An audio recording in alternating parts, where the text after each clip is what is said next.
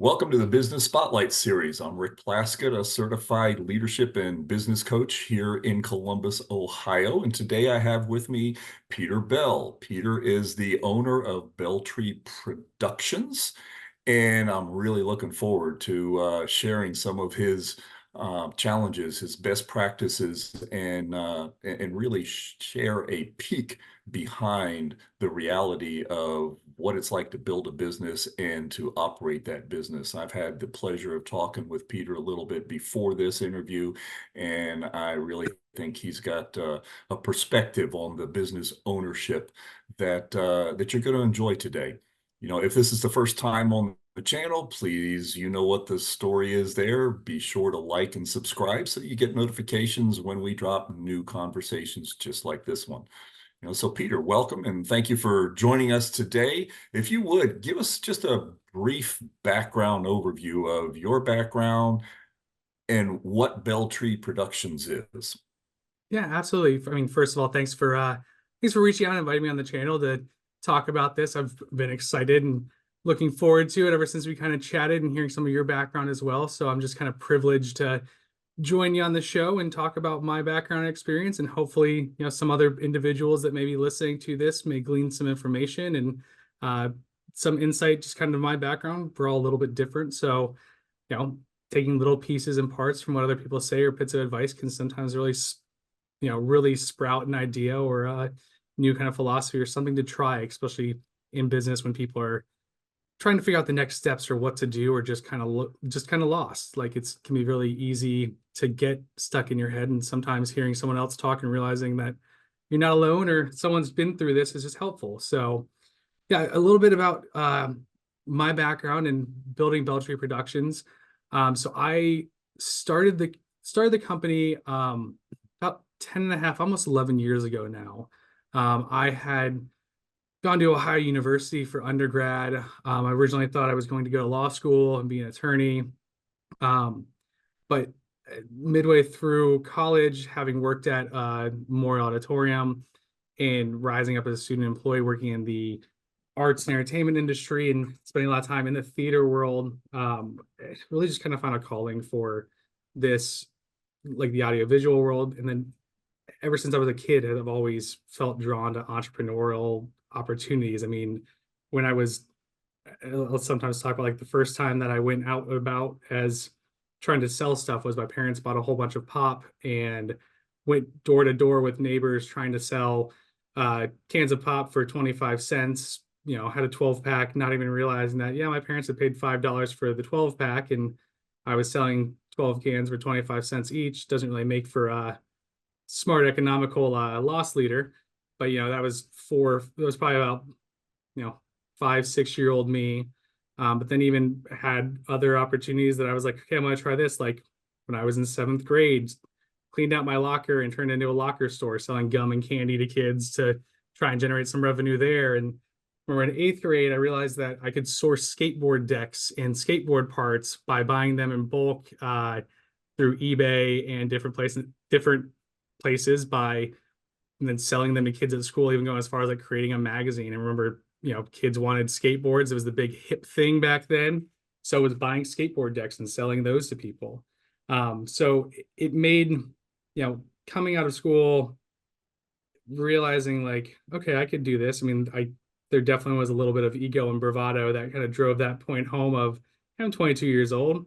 I got $3,500. I can start an audiovisual production company that at that point didn't really know what the company wanted to be. I had, visions of grandeur of, oh, I like music. Like I had toured with some bands all over Europe. I'd done a bunch of Broadway shows. I had this background.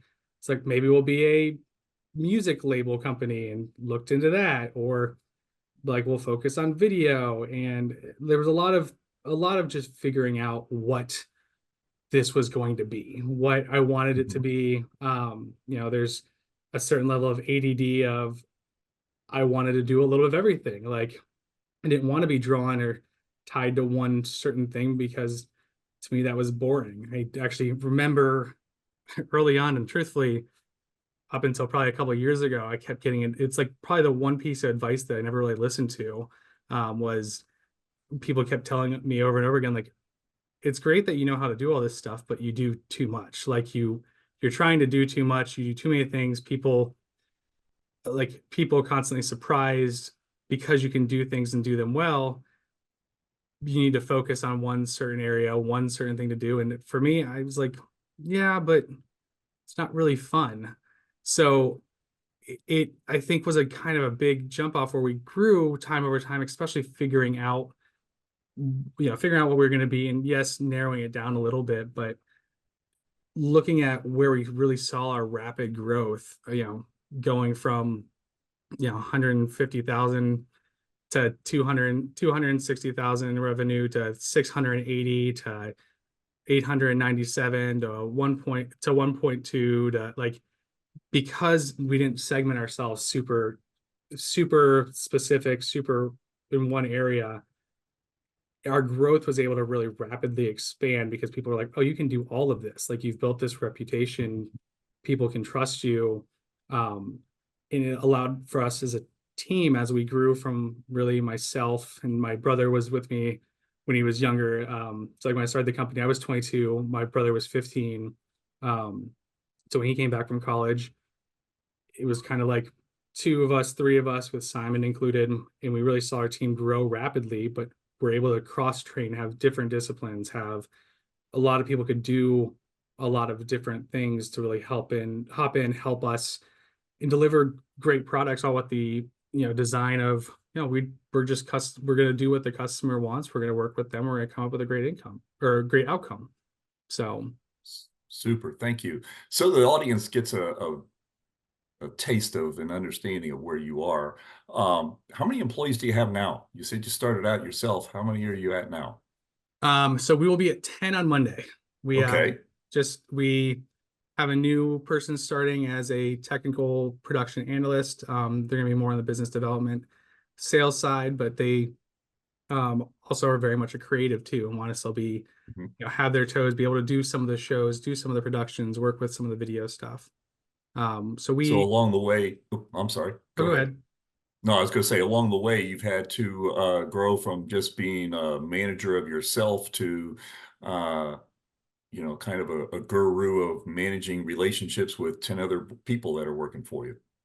Yeah, it's been, especially we really saw a lot of our growth and we saw our expansion in during the pandemic. I mean, when things switched to everything virtual, our size and our ability to pivot quickly, and there were some gambles and bets that we made on, you know, trying to really understand the zeitgeist and see what was needed, how could we adapt, how could we provide. And since we already had a background, had done streaming and broadcasting type things before it was a necessity, we had a little bit of a leg up. So Mhm. we, at that, beginning of the pandemic, it was me, Simon, and Ian. Ian had just was, he was still in his senior year of college. They canceled classes for the rest of it. Simon was had been with me kind of as needed. He was W-2, but was working at another job in like a manufacturing place, and he got furloughed and let go. So basically brought them back and said, we got some PPP money at the time. I think they gave us like $3,200. And I was like, well, I don't know what this is going to make out of it, but at least come on in, guys. Like, at least I can get you guys some money, some funds, like use the PPP funds for what they're needed for. Um, and I was like, I don't know if we're going to survive or we're going to make this through this, just like so many other business owners at the time. But I remember having my day of woe is me, and maybe it was a little bit longer than a day of just like, I've spent all this time building this thing and I don't know what's going to happen.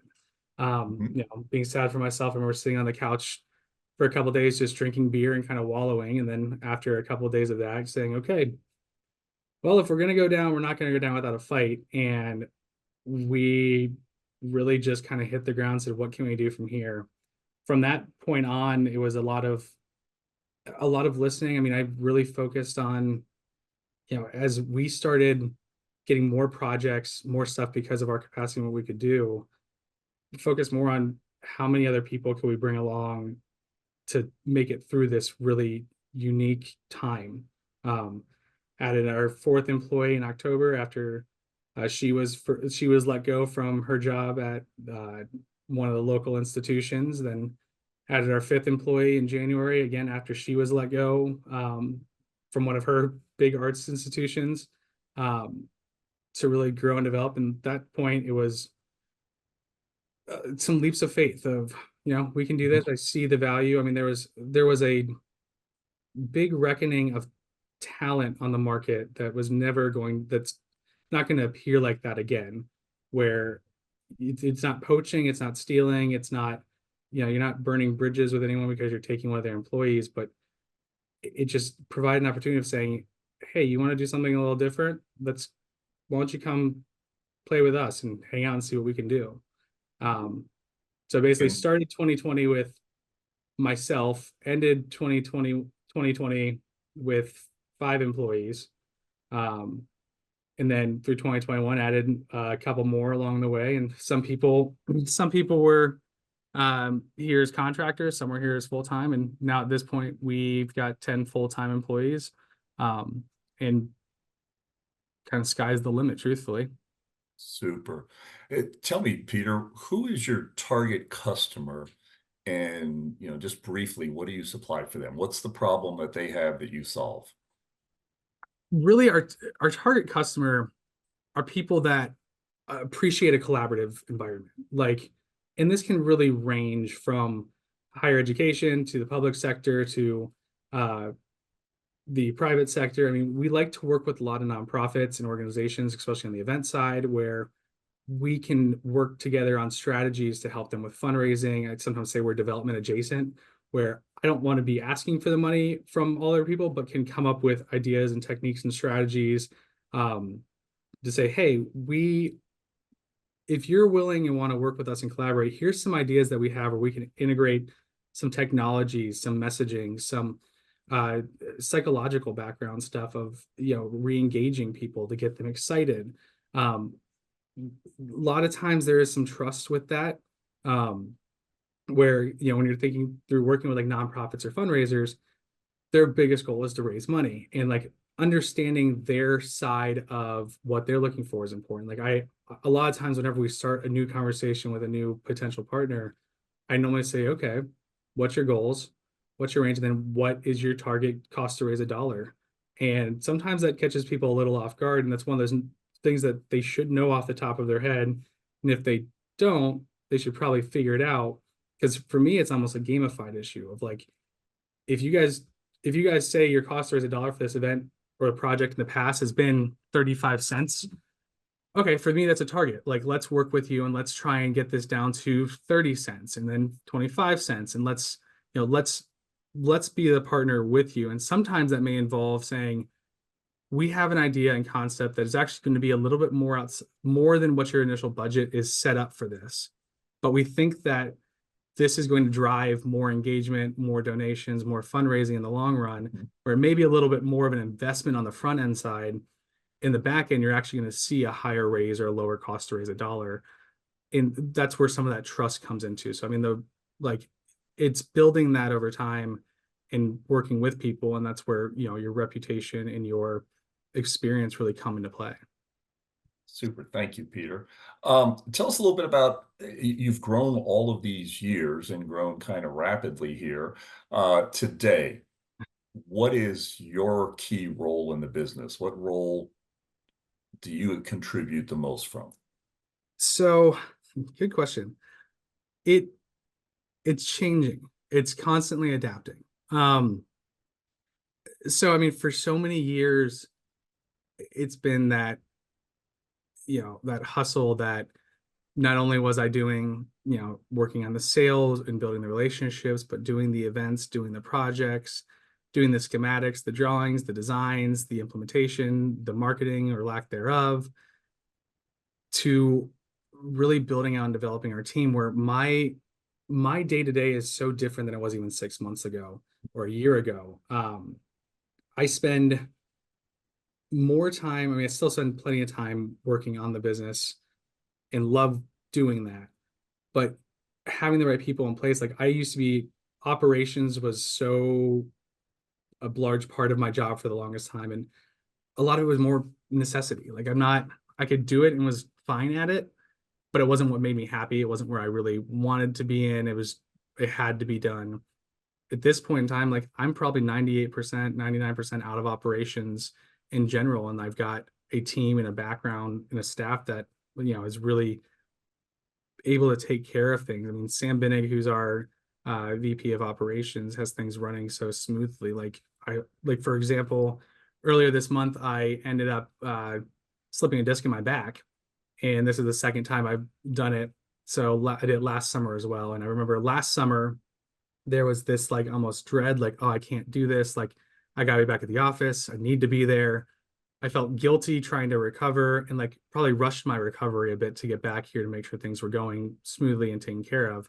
Circle back around to when I did it earlier this month. I didn't have that dread or that fear or that concern that everything was going to be running slow. Running smoothly. There were a couple of meetings that needed to be postponed, but I was like, everything's fine. Like we can move some of the meetings around, the team, the staff, like everything's going to keep functioning. I can actually take care of myself. Like I spent a couple of nights in the hospital and then did half days kind of after that to make sure I could get the rest, get the recovery, and didn't have that fear or worry, knowing that I can still be doing what I need to do now, which is building the relationships, which is some of the high level, years down the road planning, the looking at new facilities for us, some of the high level finance components, the big thinking ideas, as well as, knowing if I want to hop in and play with some of the equipment that we have in the back, I can, but knowing that it's not it feels like it's been a right move in a natural flow into, when your staff is looking, going, take your hand off this and go do all the things that you need to be doing because that's where you need to be, is a really good sign when they're all back of like, nope, we're gonna pull a veto card on you right now and say, you don't need to be doing this right now. Go do the other things that make you who you are. Congratulations. You have moved on the entrepreneurial ladder inside the business from managing the business to now you're kind of a director of the business where your time is split between overseeing the management and looking to the future. From that side, how would you percentage-wise split what you do with your time um, in the business versus looking at it from a strategy and a planning and a future vision? I'd probably say at this point, I'm spending about 75% of my time on the future planning strategy. What does happen sometimes though is the other 25% is when planning for that future strategy stuff. As you get further on in time, those future strategy things start coming into implementation and getting the build out, and turn into the 25% because that is the what needs to be done right now. As you're working on some of the like, here's what we're gonna do, high level finance. Okay, well, you get there and you start working through new loans or raising funds, and this is the time that you say you're gonna do it. It's like, well, this is the actual doing the business side of it, and less about ideas, concepts, and implementation. Um, Outside of that, there's still some side projects and things for the business that, prioritizing where your time and effort goes into. There's certain areas that I've played with, or certain um, concepts. I'm even playing with some stuff in VR and AR, as well as some of these stuff in AI, where I don't need to necessarily dedicate resources or staff to this project right now, but I think it's cool and it's something I want to work on, come on my downtime, or something that I think once I've kind of tested and played with some concepts, like, okay, let's roll this out and let me turn these over to the other guys. Like here's a concept, here's a design, here's the base, here's the base framework. You guys take this now and make it better. Um, you know, So, Peter, can we drive a little deeper into that? I sure. think that's a key point of what you're looking at is, being able to break yourself away from the day to day and start to look at the future is absolutely something that most every business owner wants to get to at some point. Once you get to that, particularly, I think that Beltree Productions and what you do is much like cell phones when they were coming out. That type of technology is old within months instead of years. So as you are looking to the future for your company and for your people, um, where do you see the business in the next 3 to 5 years? I mean, great question. I think we're going to continue on our same path of expansion. We've been working on, once our current space is over, uh, buying or building our own building facility that we can operate out of. Um, we're looking already at some acquisition opportunities with some partners in town. I have a grand vision of, as I mentioned before, that collaborative component, I think, makes us stronger and makes people around us stronger, of even in the building or the space that we'd be looking at designing, is making it so that it's kind of a centered, or a anchor of, like, Beltree would be the anchor of the building, but utilizing the rest of the space for other private offices or co-working or collaborative space, almost an incubator type component of, ideas can be, like, so many ideas that are just shared. Like, I think one thing that used to run into and try not to anymore is, for so long I would process things in my head, have an idea, we'll be talking through an issue or problem. I would think the solution is so obvious and reasons why this might not work, or may be an idea that I don't think would work. I'm not going to share it, or I'm not going to state what I think is the obvious, because to me, it's so obvious. Everyone's already thought through this and figured out why this isn't going to work. Realizing what may be obvious to me is not obvious to somebody else. So, that collaborative option of sharing that with everybody else has really strengthened us. So I think where we're going in the future is, there is a opportunity, like, there's an opportunity and kind of a duty to make sure we're staying on the cutting edge, keeping our pulse on the zeitgeist, seeing what opportunities and technology are out there. And, half of what we do is taking something that's already there, breaking it, and using it and utilizing it for a new way, a new Mhm. opportunity, a new possibility. Um, I love what I do, because at the heart, I'm a tech nerd and like playing with stuff. So it's looking at what tools are there, or what tools can be re-specified or reused. I mean, you talked about cell phones or technology. Yes, things are constantly changing. There are certain things that are going to stay, over years, have minor tweaks, or there's some relevance or prevalence of them. Like, yes, people are still going to need to see presentations. People are still going to need to hear sound. Um, but what's that next level of experiential? What's that next level of design? I mean, I think on our integration side, especially, we see, like, we will walk in and install permanent equipment into conference spaces, and we have to look at these, like, we could look at this and say, this is exactly what the client's asking for. They want these projectors, they want these speakers, they want these microphones. Our approach to it is, so often, if we can provide all of that, here's the base of what you're asking for, but have you considered X? Would you like this space someday to be utilized, as a way to generate revenue? Would you like this to be used as a community space so people can come in and bring their own devices? Like, what are ways that we can highlight and make it more future proof for you, so that you don't call us in, 2 years and say, okay, we need to redo this whole thing. It's, if you're calling us in 5, 6 years and say, okay, this has been great and awesome. We got a longer life than we were anticipating, because of all this stuff that maybe it's a little bit more expensive on the front end, but makes it last longer and helps future proof it a bit, to really utilize the space, like helping them think through use cases that they may not be thinking of at that point in time. And, like, that's kind of that unique tie between the live event production side, the media side, and the install integration side, of taking all of those pieces together and saying, well, if I'm putting on one hat, how would we want this space to be set up? If we're putting on this other hat, how would the clients want this to be? And we're putting on this other hat, someone we don't even know of, that person who says, I want to do this. And what are those out there, out of the box ideas that can really set our clients up for success? And, we walk away knowing that we helped them. Can feel proud that we did our due diligence as a company with them. Peter, you've answered my question brilliantly for your clients, but now let's do a dive into your company. I caught you on that. I'm not going to let you go on that. You have expressed your vision of where you want to be in 3 to 5 years. What is your approach to taking that vision and chunking that down to goals and then to milestones and then to specific actions. Is that an approach that you use? How do you get your mind to your people being able to understand what actions are needed and what success looks like when we get there? Yeah, you called me. You caught me on that one. So like it's a good question. I mean, what has been kind of the changing when you mentioned it earlier about how much I'm spending more on the outside of building the business, like which I have been able to spend more time on, is when we grew in as rapidly as we did, the goalpost kept moving.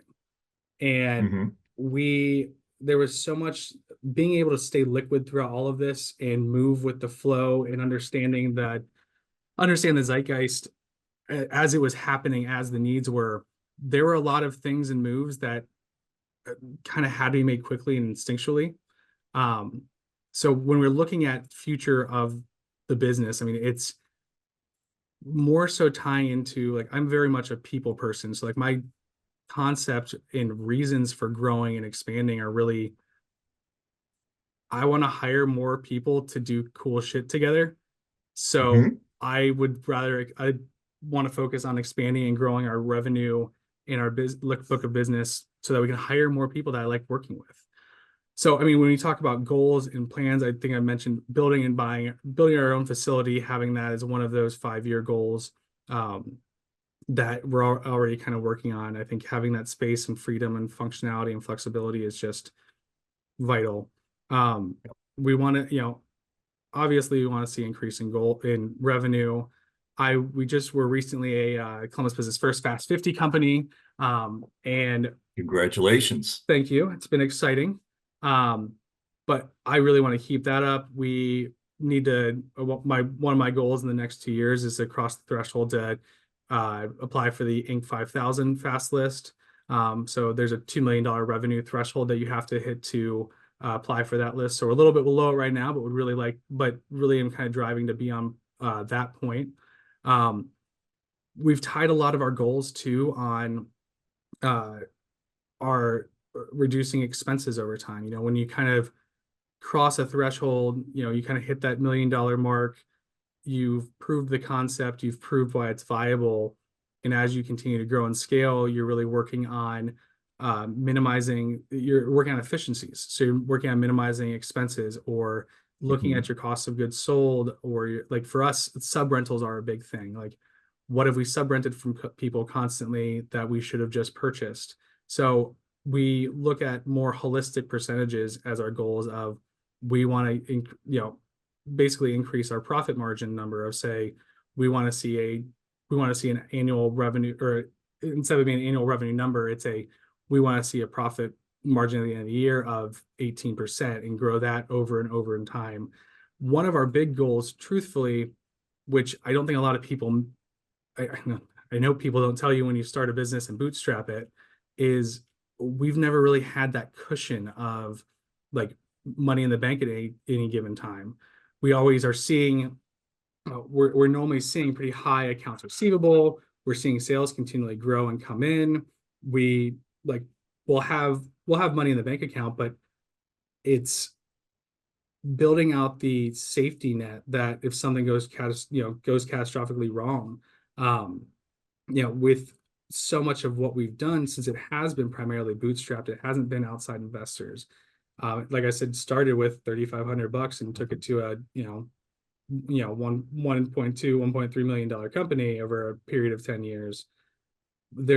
It's always been very lean and built out with the intention of reutilizing and reinvesting funds to grow the business and using data to make smart investments. But there's definitely those anxieties when it comes to cash flow,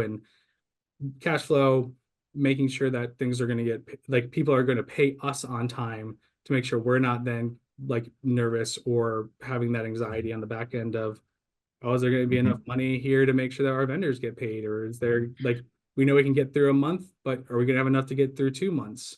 And really, Peter, that is the ghost of all business ownership is you joined and you created Bell Tree Productions for a specific business model.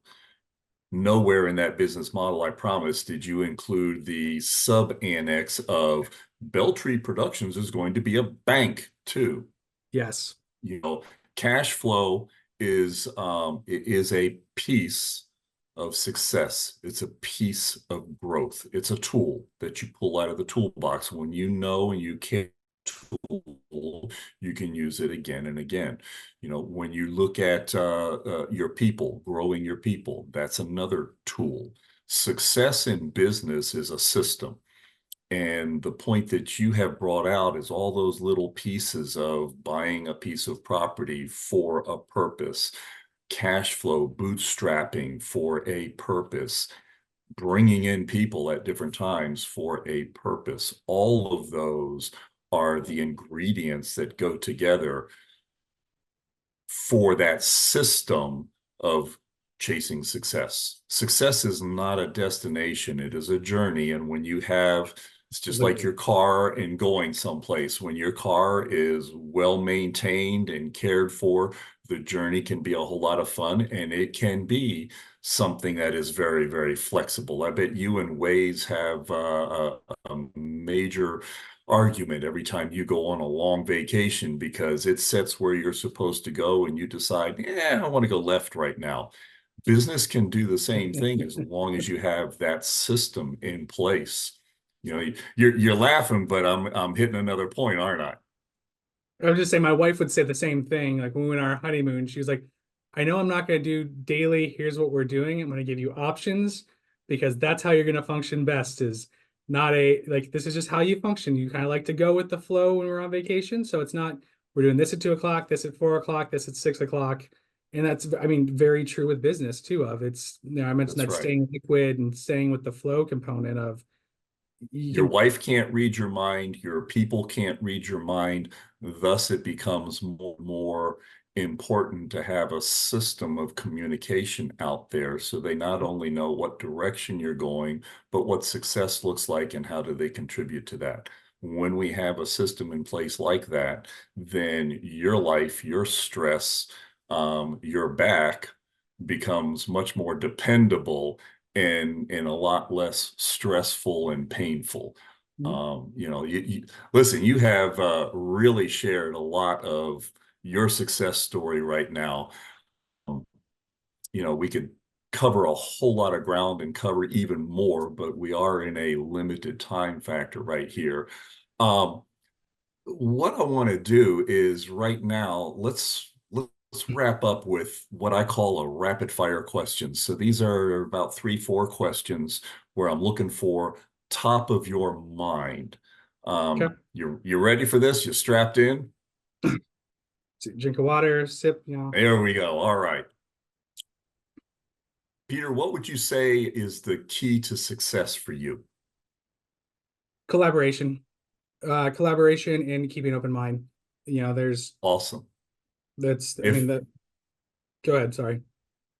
No, that's great. If there was one piece of advice that you would give other business owners, and you and I talked about this a little bit before we got started today, if there was one piece of advice that you would give other business owners, what would you do? Ask for help, truthfully. I mean, I think the biggest thing that business owners and people starting a company are afraid to do is ask for help and make themselves vulnerable.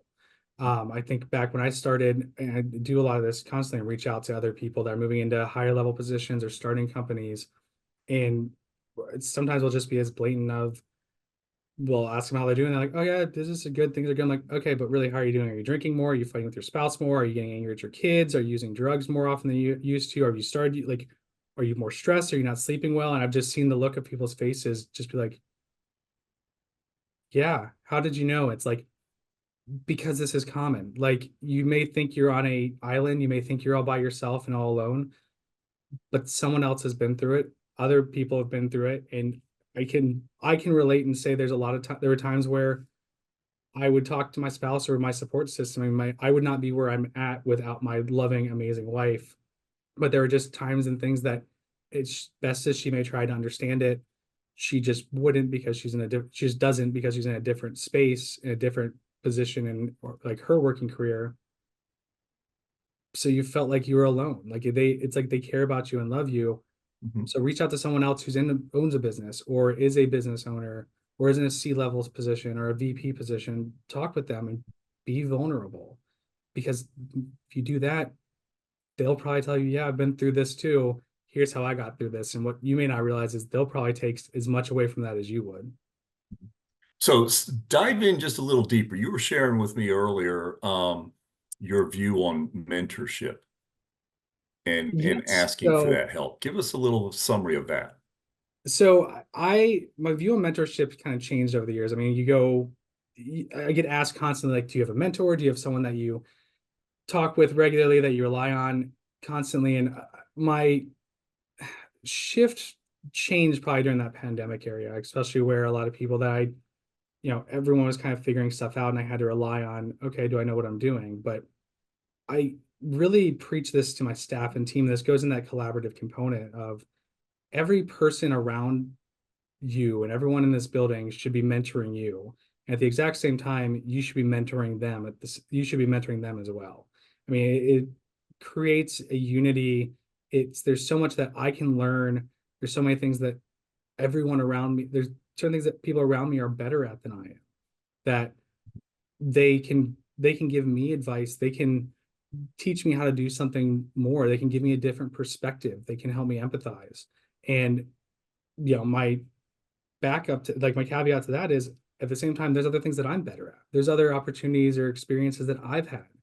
And it's using the people around you, that they're building you up and you're building them up, allows a really well-rounded approach. It allows you as a business owner and a leader to understand the needs and the wants and the desires of your team and really just anyone else around you, to better formulate action steps. I mean, there are some things that protocols, plans that you may put in place, you may not necessarily like it, but you realize they're there. Like, I hate that everyone has to clock in and out. There's a reason for that though. But if there's a better way to do it, like, that's where listening to what everyone else is saying around you can really help. And it really helps the dynamic. It helps you build as a leader. It helps you feel like you're part of the team and not just a boss, director, manager, and just really grows you as an individual. At least that's my point of view. I mean, that also goes into that vulnerability component, the asking for help, the knowing that you're not infallible, um, realizing and saying it's okay to say, I don't know, and letting someone else step up and take the reins. It's not a, ego and like bravado constantly step in as almost they hinder success sometimes. I mean, they can sometimes Mhm. help, but they can oftentimes hinder. And realizing and recognizing yourself and knowing that you're in this position that you're in because of who you are, don't defer from that. Trust yourself and trust the people around you. Awesome. Thank you. One last question here. If you had to choose one area of your business that you could immediately improve and come Monday morning, it would be perfect. What would that one area of that business be? I would say probably having a fleet of vehicles, truthfully. We oftentimes are spending, it's one of those things that we should have purchased a long time ago, and I kept wait till the prices come down. Let's wait till Mhm. the costs come down. And I didn't, and we ended up spending more in rentals over and over and over again. And what people don't realize with that, and this can go with big items you're spending time on, it turns into not only are you paying for a rental, but there's also an opportunity cost that goes with that. I mean, when we're Mhm. picking up or renting vehicles, we're sending two people to go pick up the vehicle. That's, 20 minutes there, 20 minutes back. Same thing of then loading vehicle, unloading, having to take it back. I mean, you kind of the back, returning it, the filling up. I mean, you're looking at almost 4 hours of man time there, of just opportunity Yep. cost that's not calculated into that. And I think that's looking at what you're constantly using, what you're constantly, like, I think if you're, think of almost like printers. Like, if you're constantly constantly trying to get like printed marketing materials that you're going to Staples and you're sending things over to them to print, then going and picking it up. At a certain point, realizing that not only are you paying for that thing, and printers are expensive, but you're then also spend the time to go pick it up and then reformat it and put it in the way that you need it. At a certain point, that opportunity cost and the just your time is the one thing you can never get back. And realizing That's that right. there is a quantifiable number for your time and energy, where are ways to where are ways to better use that time, because you're losing essentially 120 hours a year. That's 3 weeks of work like that you may just be spending driving back and forth to pick up something that you could have internally or you could have right there to Awesome. Yeah. Thank you, Peter. Hey, listen, if people watching this video um, want to get in touch with you, how do you want them to contact you? What's their best way of reaching out to you? I'd say probably the best way is going to our website, www.belletreeproductions.com. There's a little info form, like request information. I think right now it may say like looking for rentals or AV stuff, but if people want to reach out to me, um, just send a message in that box. Also, you can always get in touch with me on LinkedIn. Um, just look for Peter Bell and Belletry Productions. You may find my dad, because I am a junior, and that has been an interesting one or two times where someone was surprised at how much younger I was than my LinkedIn pictures, only to find out that, oh, he's not a physician and that's his dad. Um, but LinkedIn's another way to get a hold of me. Probably the two easiest, best ways there. Super, super. So, Michael, listen, thank you so much for joining us today and sharing your journey. You've really done a deep dive in a couple of areas, and I know that I've taken a lot away from that, and I want to thank you for that. I know that the audience is going to find those pretty inspiring too. So, listen, audience out there, if you're watching this today, stay tuned, and you never know what might come up in the future or even from Peter today that's going to inspire you and help drive your business to be better just tomorrow when you wake up. So, audience, hey, listen, thank you for now and your time, and make it a great day. And bye for now.